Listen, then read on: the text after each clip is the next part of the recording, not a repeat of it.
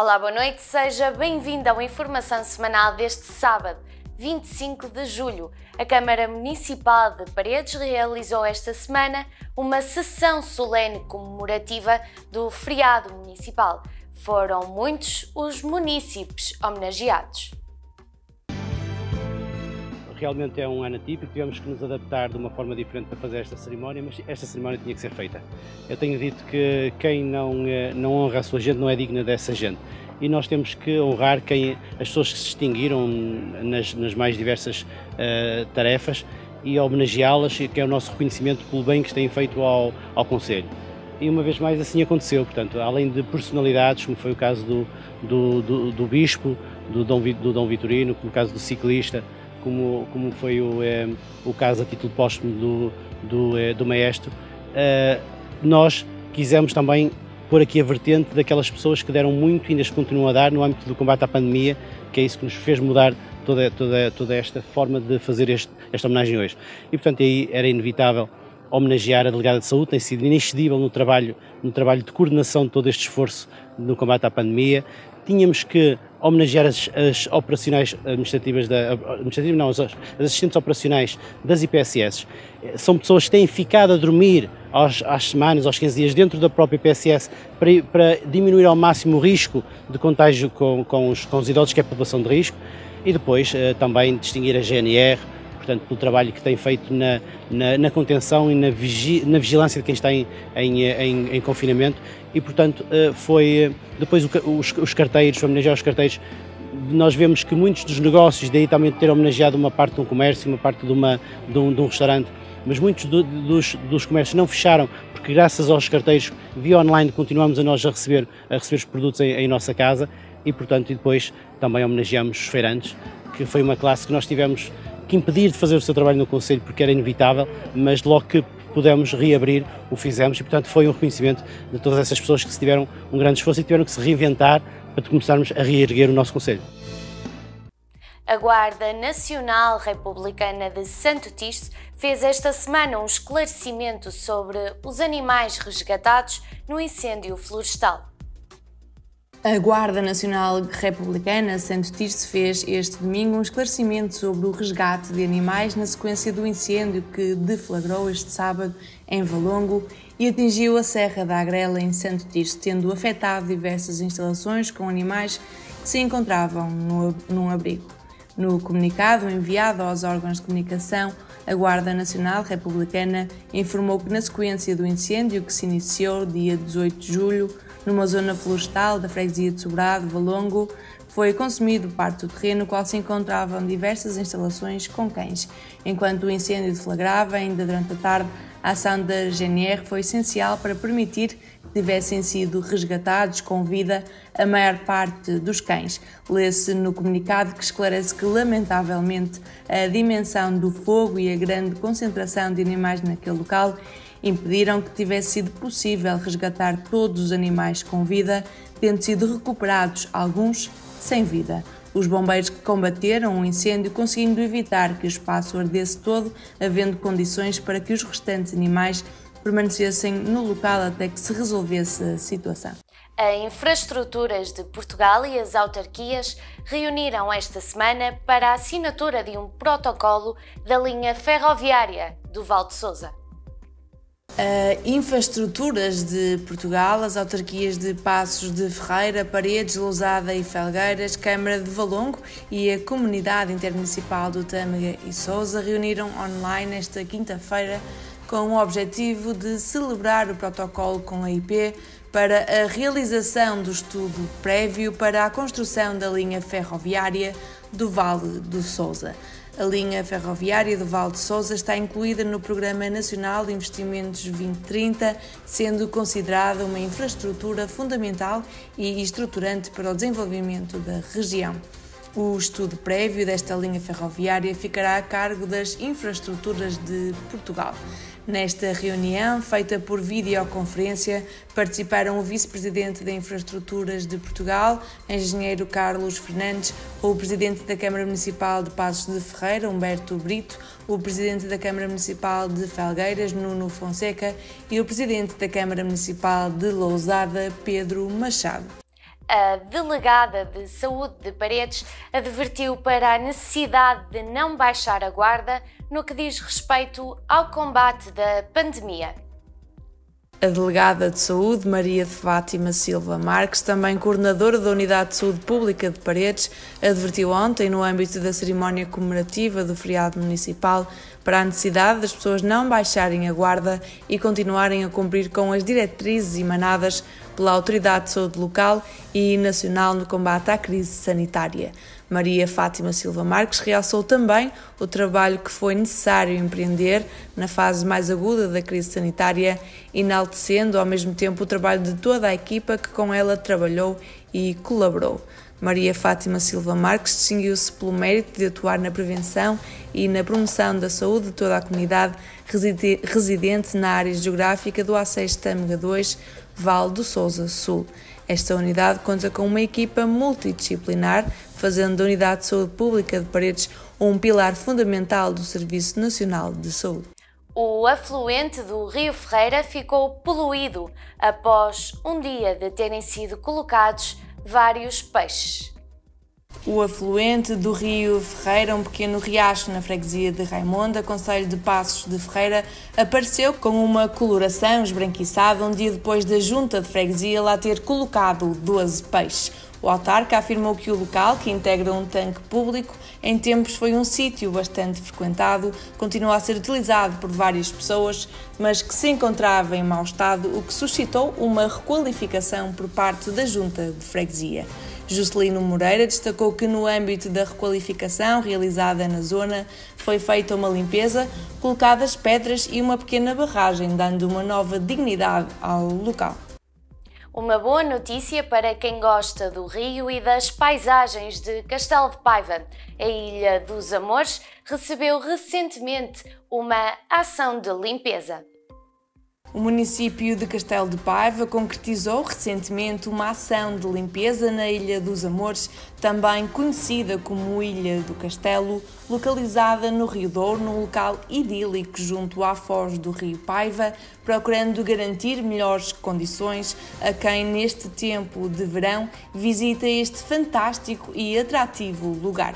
Na confluência do Rio Paiva com o Douro, onde se avista 3 concelhos e 3 distritos, localiza-se esta encantadora ilhota em frente à zona ribeirinha do Castelo, freguesia de Fornos, onde tempos atrás foi descoberta a estrutura de uma antiga ermida do século XV. Este é um espaço fantástico que desperta os jovens para a prática de desportos náuticos ou mesmo para um animado acampamento em período estival. A 5ª edição Mostra-te é online e é marcada pela criatividade e talento. A 5ª edição do Mostra-te, mostra de teatro escolar que este ano decorreu em formato online devido à crise sanitária que está a afetar o país, ficou marcada pela criatividade e talento dos intérpretes e dos grupos de teatro escolar que ao longo do ano foram trabalhando neste projeto que já vai na sua 5ª edição. Ao novo canal, Hugo Souza, do grupo de teatro Cabeças no Ar e Pés na Terra, entidade que promove o evento em articulação com a Câmara de Valongo, revelou que apesar de todas as contingências provocadas pela Covid-19 e das necessárias adaptações que foi necessário operar, o festival teve momentos únicos, verdadeiramente mágicos, quer em relação aos textos que foram apresentados, quer quanto à forma como os mesmos foram expostos online. Falando da edição deste ano da Mostra-te, mostra de teatro escolar, Hugo Souza confirmou que apesar da ausência de público e da impossibilidade dos pequenos intérpretes poderem exibir o seu trabalho presencialmente, como tem acontecido nas edições anteriores, o festival valeu pelo entusiasmo e o empenho que estiveram sempre nos trabalhos que foram apresentados online. Checkmate é o novo programa do Novo Canal, estreou esta semana e vem preencher a diversificada e variada grelha de programação do Novo Canal.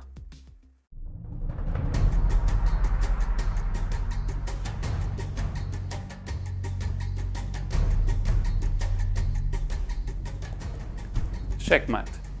O Xadrez em Destaque aqui no Novum Canal. Todas as semanas abordaremos as diferentes notícias, quer no nível federado, onde o xadrez em competição continua a ganhar adeptos na região do Tâmega, Sousa e Douro, quer também os vários projetos onde o xadrez é utilizado como instrumento pedagógico para fomentar o rendimento escolar. Teremos entrevistas, convidados que irão partilhar connosco a sua experiência no mundo do xadrez e também desafios e, por fim, xadrez passo a passo para todos podermos melhorar no mundo mágico das 64 casas. Novum Canal. Sempre Novum, sempre seu. O McDonald's, Penafiel e a Uber Eats já têm parceria. Agora, através do conforto de sua casa, pode encomendar McDonald's.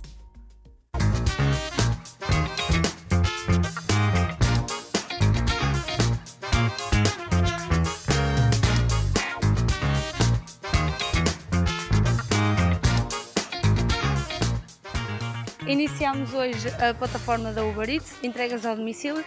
Basta simplesmente ter a aplicação da Uber e já fazemos entregas em casa, em segurança, de acordo com a Direção-Geral de Saúde e todas as regras da nossa marca. Os penafidelenses já podem agora encomendar e receber em casa de forma confortável através do seu telemóvel, smartphone, produtos do McDonald's e usufruir. Brevemente será na cidade de Paredes. Bem, estou muito bem acompanhada aqui no Informação Semanal deste sábado, 25 de julho, por Graciete Andrade. Graciete, olá. Boa noite, seja bem-vinda aqui ao Novum Canal. Já cá esteve noutras alturas, é um rosto também aqui do Novum Canal e eu quero que a Graciete nos explique e nos dê a conhecer o espaço Tinianga. Começo por dizer boa noite e agradecer principalmente o vosso convite de janeiro para vir dar as previsões anuais, só que não aceitei porque não tinha nada de positivo para dar para o país e para o mundo. Tem sido um ano... Exato, eu vi as coisas muito negras e não quis vir transmitir isso para as pessoas não entrarem em pânico, não é? Ou pensarem que estaria a exagerar e depois então as coisas acontecerem. Desde já, muito obrigada por essa oportunidade que eu não aceitei. Agora agradeço também por me terem feito o convite e cá estou e vou responder à tua curiosidade toda. Ainda bem, Graciete, até porque quando referia a essa parte mais negra, as pessoas quando têm noção daquilo que poderá acontecer começam a ficar de certa forma mal psicologicamente antes do tempo, a sofrer por antecipação, e era isso que a Graciete também não queria transmitir. Exatamente, porque quando se fala em coisas negativas, a maioria das pessoas começa a interiorizar essa negatividade e depois o colapso até pode começar muito antes das coisas acontecerem, não é? Claro, temos que ter, quem trabalha com isto tem que ter essa responsabilidade. Claro, uma responsabilidade social. E também vi trazer coisas muito boas e depois 2 meses ou 3 acontecer o que aconteceu, acho que também não seria muito positivo para a minha imagem e para o meu trabalho, não é? Muito bem, mais para a frente falaremos agora desta nova fase que todos estamos a passar e quais são as alternativas para torná-la mais positiva ainda. Mas agora quero, lá está, conhecer o espaço Tinianga. Que espaço é este? O que é que nos pode oferecer, digamos? O Tinianga já existe há 18 anos, na cidade de Penafiel.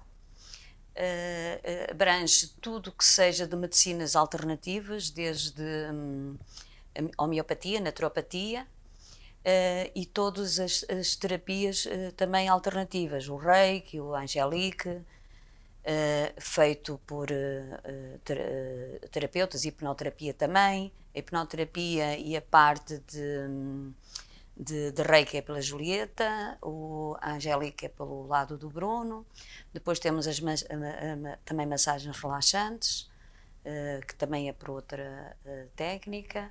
Tem sido cada vez mais forte a procura por este tipo de medicinas alternativas? Sim, sem dúvida, as pessoas procuram. Depois, da parte também, além das medicinas alternativas, também temos o oculto, as medicinas tradicionais africanas, que vai desde lermos o passado e o futuro da pessoa, desde fazer tratamentos, abertura de caminhos, tratamentos espirituais, muita coisa. E é nessa parte que queremos entrar e falar agora, porque vivemos tempos muito conturbados, todos nós, por mais que uns estejam melhores do que outros, há sempre uma parte psicológica afetada, há sempre uma insegurança. As pessoas, sente que as pessoas procuram a Graciete e o Tinianga como uma forma alternativa de resolver os seus problemas, ou porque têm um negócio, ou porque o ambiente familiar ficou afetado. Problemas sociais também. Sim. sim, procuram-me.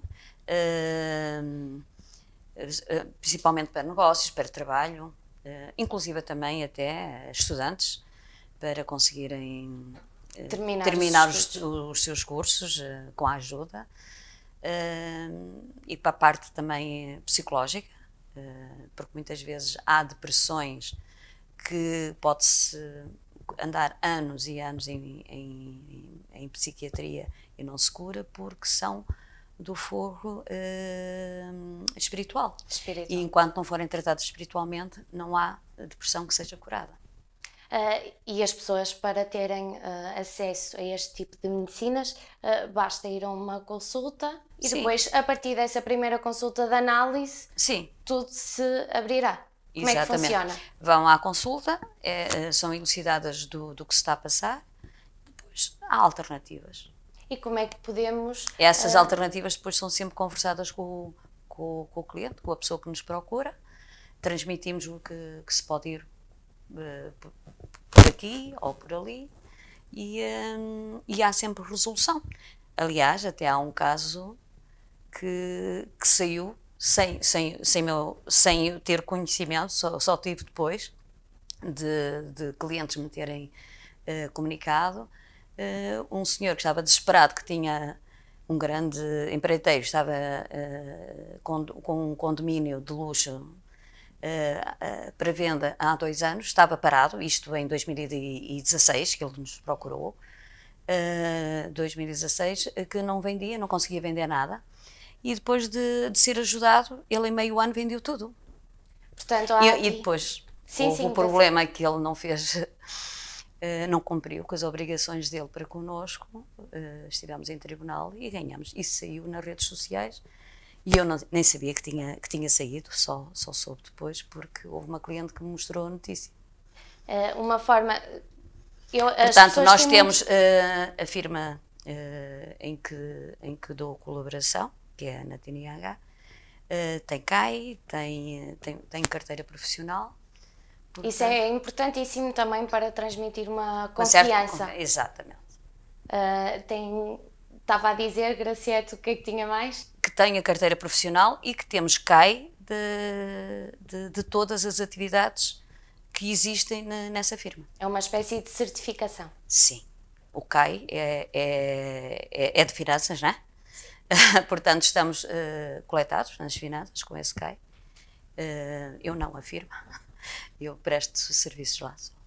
As pessoas têm muita ideia que quem procura este tipo de medicina alternativa é mais por uma parte pessoal, a nível de sentimentos, de estar bem consigo próprio, mas não. Há aqui muito foco também para negócios. Sim, inclusive até temos clientes certos que antes de fazerem um negócio perguntam se vai ser vantajoso, se não vai, ou se haverá problemas no futuro. Porque hoje em dia é muito difícil arriscar. Exatamente. Portanto, mais vale arriscar ali com um certo cuidado. E com uma certeza. E certezas, sim. Onde é que podemos encontrar o Tinianga a nível de localização mesmo e a nível de redes sociais? Portanto, é no edifício Casas da Colina, loja 16, 4560, 656, Penafiel. Muito bem, e nas redes sociais também? Nas redes sociais tem no Instagram e tem no Facebook Graciete Andrade. A Graciete é uma pessoa muito positiva, transmite luz, portanto eu se calhar aproveitava, não sei se quer deixar uma mensagem a todos os telespectadores que nos estão a ver, em relação também a este ano, uma mensagem positiva como a Graciete. Sim, primeiro temos que estar todos com fluidos positivos e pensarmos sempre positivo. Primeiro, é o primeiro passo. O segundo, ninguém que desanime, porque se tivermos força e procurarmos ajuda espiritual, ajuda a nível de negócios, aberturas de caminho, todos nós vencemos. Muito obrigada, Ainda não houve Graciete. ninguém que não tivesse vencido. Muito obrigada por ter estado aqui. Nós vamos agora para uma curta pausa de 30 segundos. Voltamos já com mais uma entrevista muito especial.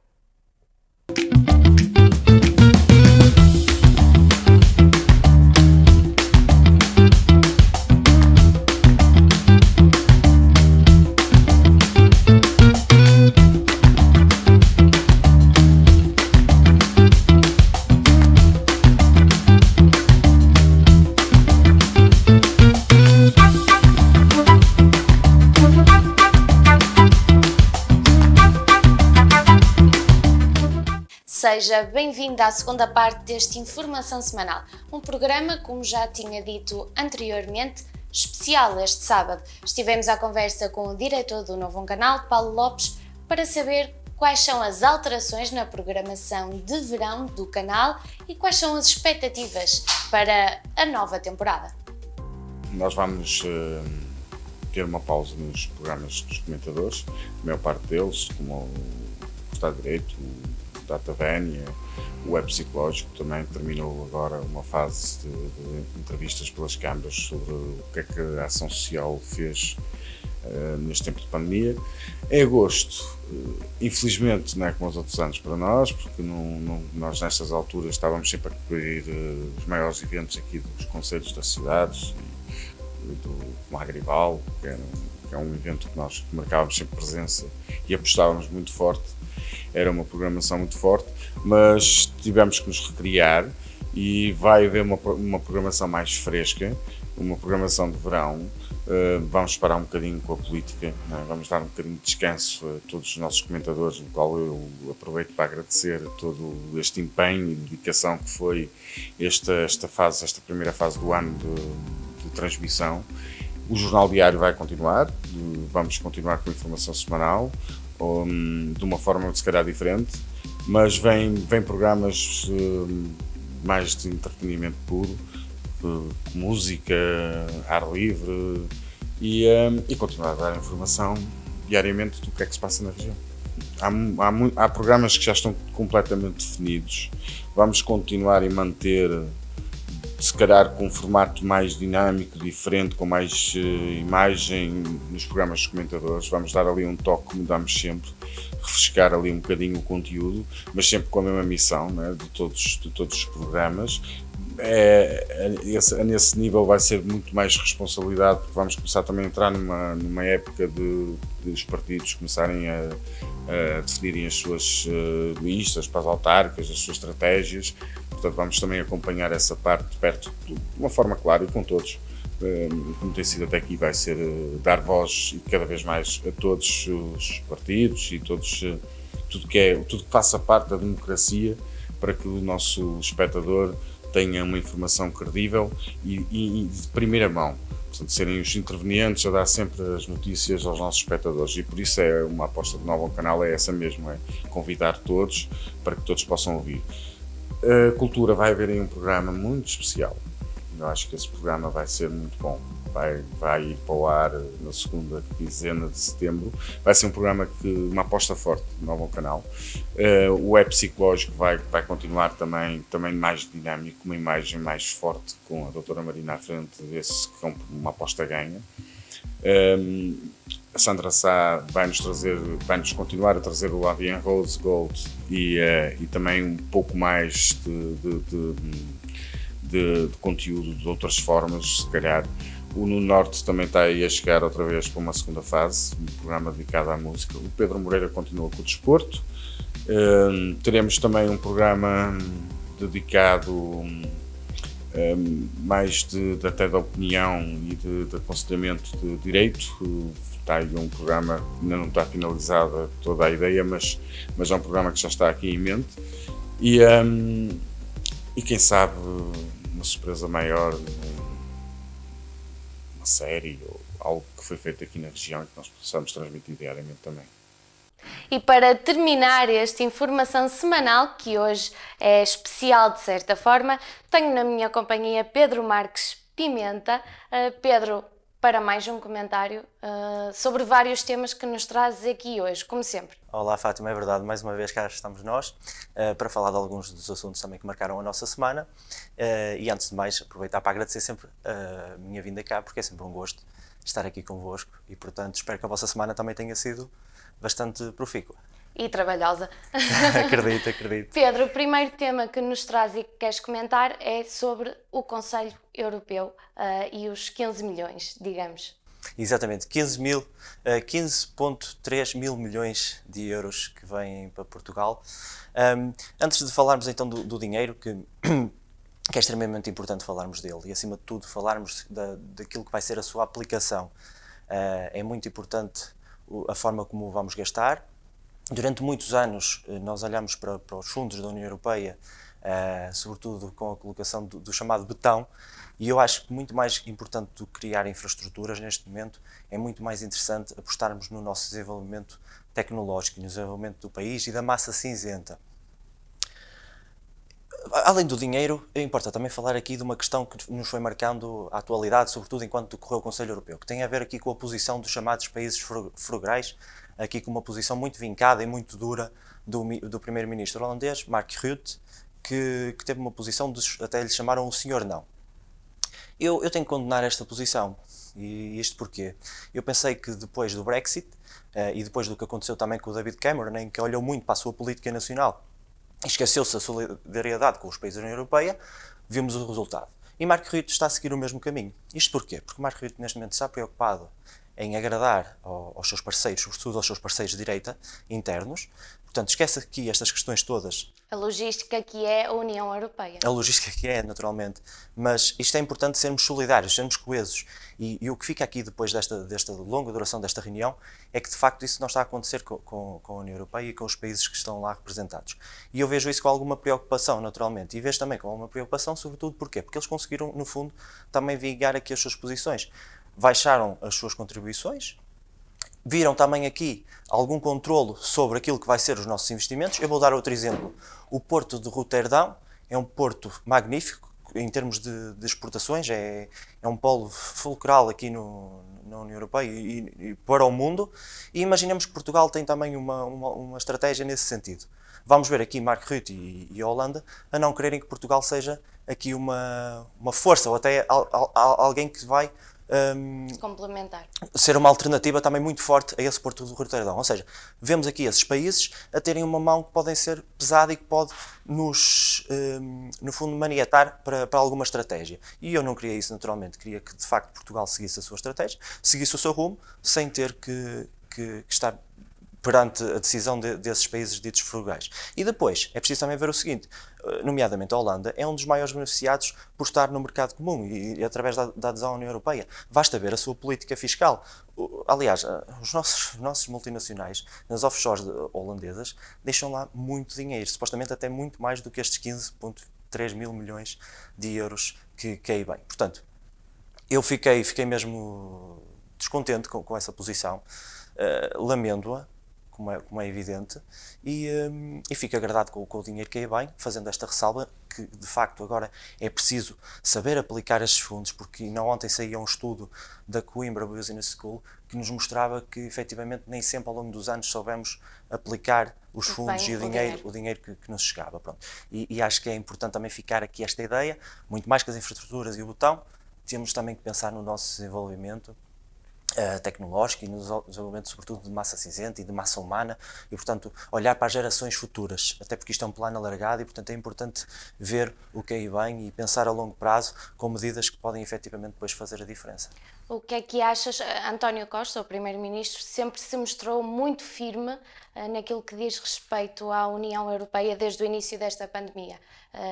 Referiu, aliás, que se a União Europeia não existisse para este tipo de situações, não valeria a pena estar lá. O que é que achas? Achas que ele se manteve firme também nesta fase? Sim, eu considero isso, Fátima, e considero sobretudo que era muito importante nesta altura a União Europeia dar uma resposta, e uma boa resposta. Repara, são cerca de 750 mil milhões para todos os países, 1,2 bilhões que vão ser distribuídos. E era importante esta resposta, porquê? Porque de facto estamos a viver tempos únicos e se a União Europeia não tinha aqui uma resposta para esta crise, que ainda não sabemos bem a dimensão do que é aí bem, sabemos que de facto estamos já com uma pequena crise, mas segundo indicadores a coisa tende a piorar e a ficar de facto muito feia. E se não havia uma resposta da União Europeia agora nesta altura, isto podia, nomeadamente através também dos partidos de extrema-direita e etc., com o avançar deles, e não só com o descontentamento das populações, vermos aqui uma Europa completamente fragmentada e as coisas poderiam correr muito mal. Portanto, eu reforço essa posição europeísta do António Costa e também vejo com agrado que de facto a União Europeia está a responder a este apelo, no fundo, e ainda bem que assim é, porque senão as coisas poderiam de facto correr muito mal. Muito bem, um dos temas também em voga esta semana e que tem criado muita contestação foi o incêndio florestal que causou a morte a vários animais e deixou muitos outros feridos e desalojados, que tu queres comentar também aqui. Sim, Fátima, acho que é importante, em primeiro lugar, lamentar naturalmente essa situação. Em todo caso, vamos olhar aqui para o global, que é toda essa situação. É importante também que, daqui para a frente, é preciso cada vez mais ter medidas preventivas no que toca aos direitos dos animais, nomeadamente através da esterilização, nomeadamente através de campanhas de sensibilização para a adoção, com medidas que permitam também e que dê facilidades às famílias para poderem adotar estes animais. Isto porquê? Porque, de facto, há uns anos atrás, quando se permitiu que não existisse mais abate dos animais, o que eu acho bem, naturalmente, claro, acho que ninguém, de um ponto de vista global, ninguém deseja a morte de um animal senciente. Em todo o caso, temos que ver o seguinte, essa medida acaba por ter aqui também depois um outro efeito, que é o facto de não abatermos animais, mas vai gerar o quê? Vai gerar que existam cada vez muitos mais animais, se não os esterilizarmos, e depois, ao termos os canis municipais portanto, a ficarem com esses animais, isto vai haver uma sobrelotação. Eu vou dar exemplos. Houve alguns municípios que até fizeram investimentos nesse sentido, com a criação de canis municipais, portanto, para acolher todos os animais abandonados. E o que é que aconteceu? Houve um efeito perverso dessa medida. Ou seja, as pessoas, como sabiam que os canis estavam disponíveis, começaram a abandonar os animais e a entregar os animais. Ou seja, tivemos aqui uma sobrelotação desses canis. Portanto, o investimento depois que saiu completamente furado, digamos assim. Portanto, a solução agora parte por medidas para a adoção. Exatamente, a solução passa muito por aí. O Governo já está também a estudar, junto dos municípios, dos 308 municípios portugueses, quais são as associações que apoiam, que dinheiros são precisos, quais são as medidas que os municípios também sugerem para que se possa controlar isto, porque de facto, se continuarem a nascer animais e o abate não sendo permitido, e ainda bem que não é permitido, temos que ter aqui alguma forma de os controlar. De equilibrar. Porque senão isto aqui vai entrar numa ruptura excessiva e depois vemos esses casos também que, pronto, de associações e etc, que neste caso, pronto, era alguém que estava também aqui com isso ilegal e com condições que não eram as melhores, pronto, e isso temos que condenar, não é isso que queremos, mas de facto também é preciso, sobretudo, termos este tipo de políticas, porque senão as coisas vão se descontrolar e no fundo é isso que fica aqui desta questão de Santo Tirso. Em todo o caso, não podemos deixar de condenar porque houve, ao que parece, há suspeitas que houve negligência, inclusivamente o próprio veterinário municipal já foi suspenso, portanto sim, ainda há é preciso apurar investigação exatamente, a decorrer. E é preciso apurar essas responsabilidades e vermos de facto o que é que se passou, sem contudo que se esqueça agora do passo a seguir, que é de facto estarmos atentos e começar a ter medidas neste sentido, sobretudo de sensibilização, porque senão as coisas mais tarde tendem também a piorar nesse sentido, mas veremos o que é que aí vem. Muito bem, o próximo tema que nos trazes aqui hoje é o plano de António Costa e Silva. Consideras um plano ambicioso e execuível? Sim, Fátima, eu considero um plano ambicioso, considero um plano, antes de ser execuível, eu creio que é um plano de muito boas intenções. Vamos ver se não se fica só por aí pelas boas intenções. Sabemos que já em outubro o Governo vai apresentar junto à União Europeia um programa de recuperação económica que será muito baseado naquilo que é o plano estratégico e de recuperação económica do Costa e Silva. Agora, é preciso ver que de facto tem ali matérias muito interessantes, nomeadamente a transição digital, a economia circular, as cidades inteligentes, pronto, tudo ali são matérias que de facto são o futuro e parecem extremamente interessantes e relevantes. Contudo, temos que perceber de facto depois como é que vai ser possível esse investimento. Eu vou dar aqui também alguma nota daquilo que é a visão estratégica e que me parece particularmente interessante. Portanto, ele olha para a nossa questão geográfica, que fala até que é, a nível mundial, das melhores. Em termos de geopolítica mundial, a nossa questão geográfica, em termos de recursos, é fantástica. E é, porque temos uma bacia do Atlântico fantástica. Ele fala até, inclusivamente, da questão da economia do Atlântico, depois, mais tarde, com a criação de uma Universidade do Atlântico, precisamente para quê? Para explorar os nossos minerais, para explorar até a indústria farmacêutica, os nossos recursos, não é? A indústria farmacêutica, a cosmética. Isto, de facto, parece-me fantástico. Vamos ver de que forma é que depois se implementa ou não isto. Agora, assim, numa primeira análise, considero muito, muito bom. Por exemplo, na questão da saúde, ele fala e muito bem também que é preciso reforçar o nosso Sistema Nacional de Saúde, os nossos equipamentos, mas é preciso também apostar no seu desenvolvimento. É preciso apostar também na biotecnologia, na formação do capital humano, para atrair também depois hubs internacionais muito ligados aqui à questão da saúde. É preciso também, e isto é muito importante e já há muitos anos que se fala disto, mais do que atuar, é preciso prevenir. Ele fala muito também na questão da prevenção das doenças crónicas, porque sabemos que o diabetes, a obesidade, a longo prazo têm aqui milhões e milhões de dinheiro gasto pelo Serviço Nacional de Saúde para ocorrer a estes flagelos, não é? São uma das doenças mais que acontecem mais em Portugal? Sim, são das que acontecem mais em Portugal. Repara, Fátima, Portugal é o quinto país, exatamente, o quinto país mundial com a taxa de população mais envelhecida e, portanto, estas doenças vão acontecer. Agora, é preciso, e como ele diz muito bem, é preciso atuar de uma forma preventiva. Já que estamos nesta posição, então vamos aqui criar ferramentas para que depois possamos não gastar dinheiro neste sentido, conseguir equilibrar as coisas. Portanto, e a forma de prevenir é, sem dúvida, uma estratégia que me parece particularmente interessante. Fala depois também na questão da qualificação. Portugal ainda está muito atrasado face aos países da União Europeia em taxas de qualificação.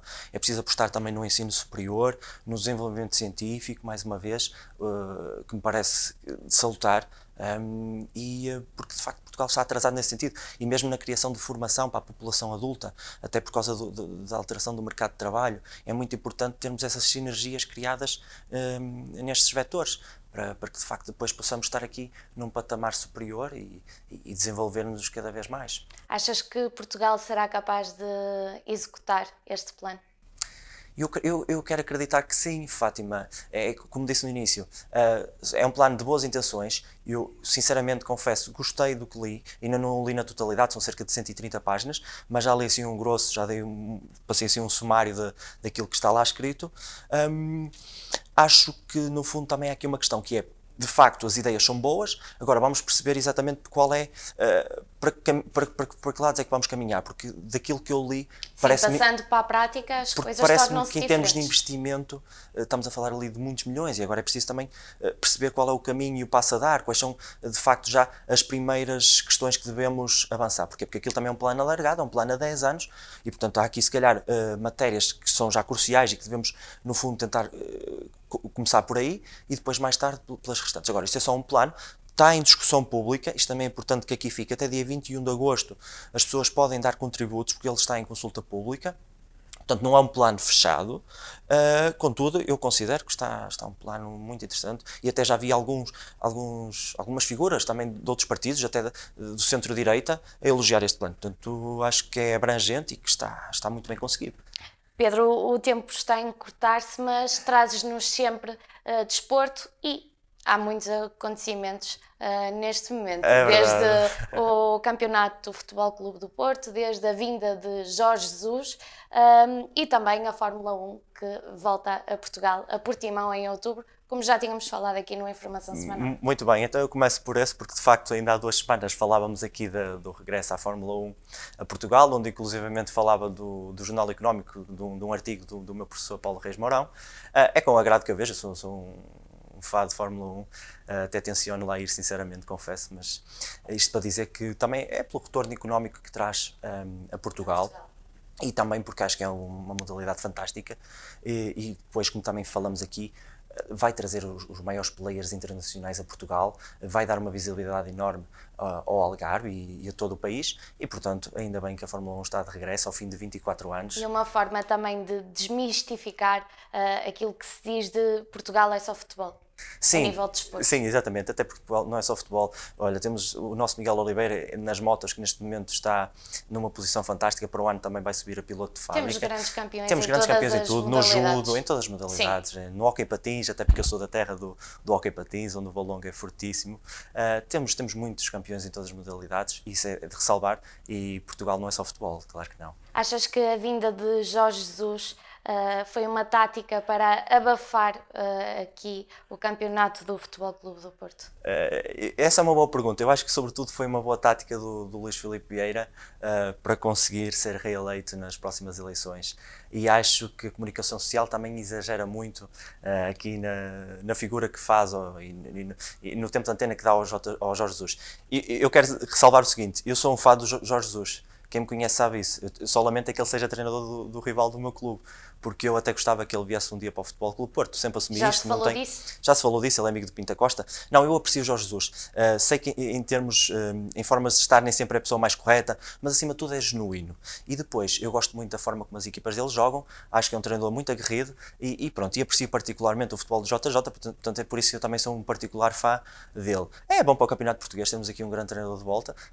Lamento que seja para o rival do meu clube, mas em todo o caso que seja muito bem-vindo e pronto, mas também lamento aqui a postura da comunicação social, porque de facto o Futebol Clube Porto é campeão nacional e parece que se deu mais tempo de antena aqui ao regresso de um treinador do que propriamente até mesmo deu-se mais antena ao Jorge Jesus do que propriamente ao Conselho Europeu, que decorreu por volta dos mesmos dias. Estamos a falar de uma notícia nacional que nos interessa de extrema importância, e à qual passamos quase todos ao lado.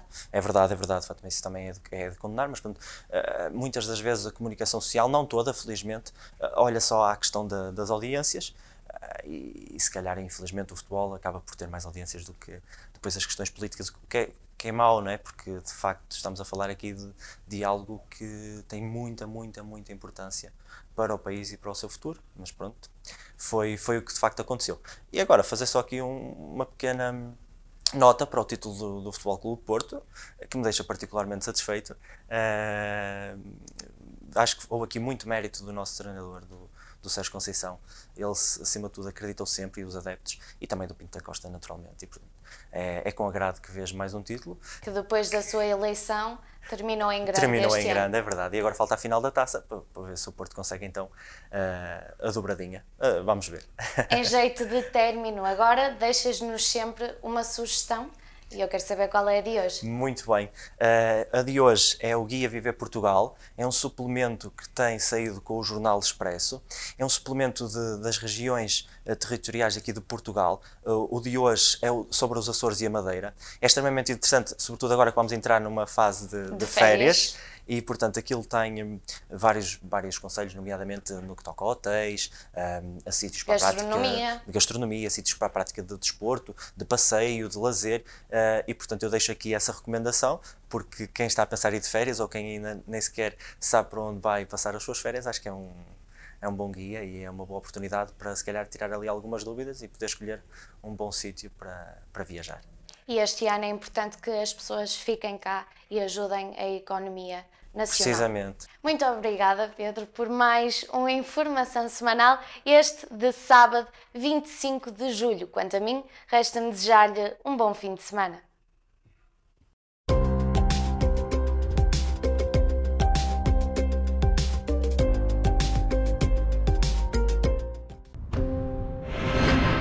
Novo Canal. Sempre Novão, sempre seu.